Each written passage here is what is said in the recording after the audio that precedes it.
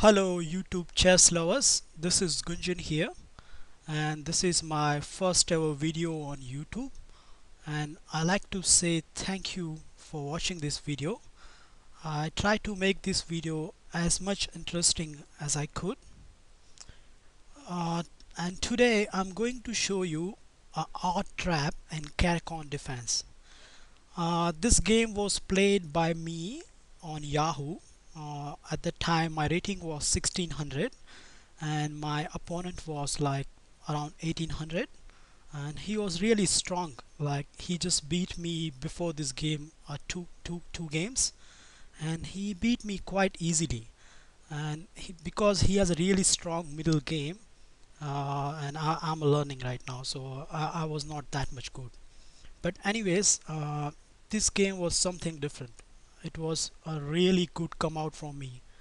It start with e2 e4, and then my opponent play a Caro Cann defense, which is c6, and then I open up with the d4,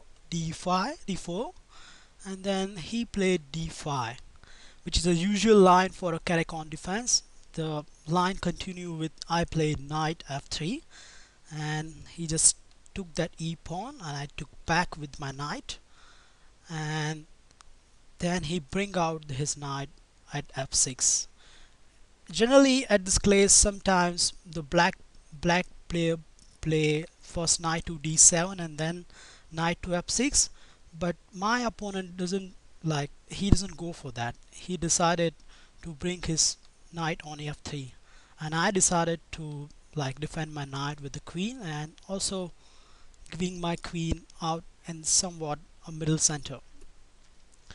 And at this point my opponent play a really strange move, which is kind of shock to me, because generally you don't see often this kind of moves on Caro Cann defense.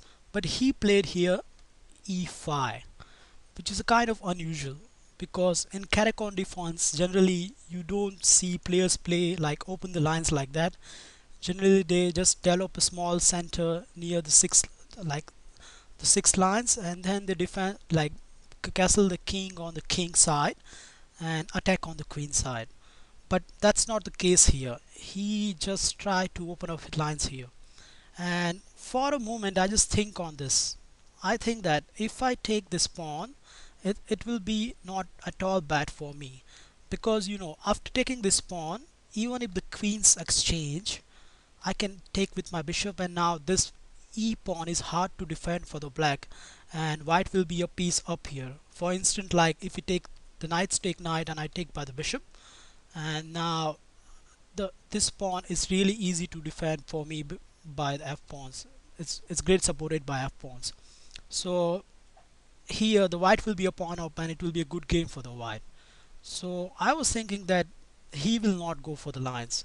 So I decide what other things he can do, and I can see here that he can probably check me, and I can move my bishop over here, and then he can take this pawn by his queen. But in this case I can castle on the queen side, and then my rook can come on the e file and attack on his king. And because his king and queen is in a line, so it will be hard for the black to just generally quickly go on king side castle, and probably I have a good chance of attacking on his king. So in this case, even if the black takes this knight, it's just taking a piece for a while, because the rook can come on the f file, and if we try to support the knight, I can just kick this knight out, and like he can't move this knight because if his king and queen in a line, so he has to move his queen somewhere, and then I can take back this knight. So I think all of this, and I think there's nothing wrong to take that pawn, so I decided to take it. And my opponent play exactly what I think.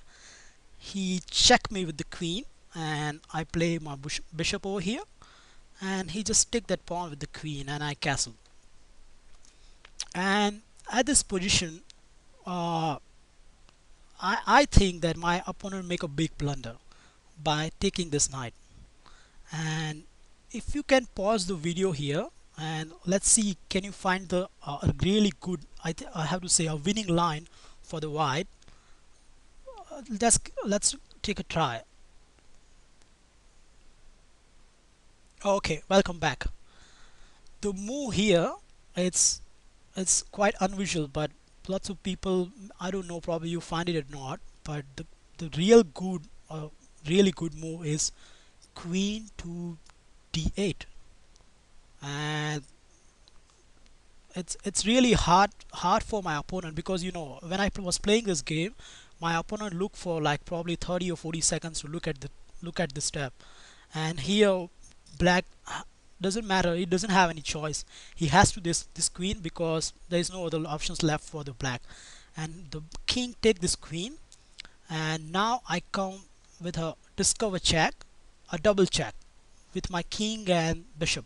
Okay, sorry, my rook and bishop. So his king has to move, but which is the nice place here. And ideally, officially, there's only two legal moves available here for the black's king. One is either to king goes to the e8, but in that case my rook can come over here and the black is checkmate. So my opponent doesn't go for that, and he decide the other option, which is to move the king on c7. But again, in this case, my bishop can come over here, and that's a checkmate. So it was a nice revenge for me.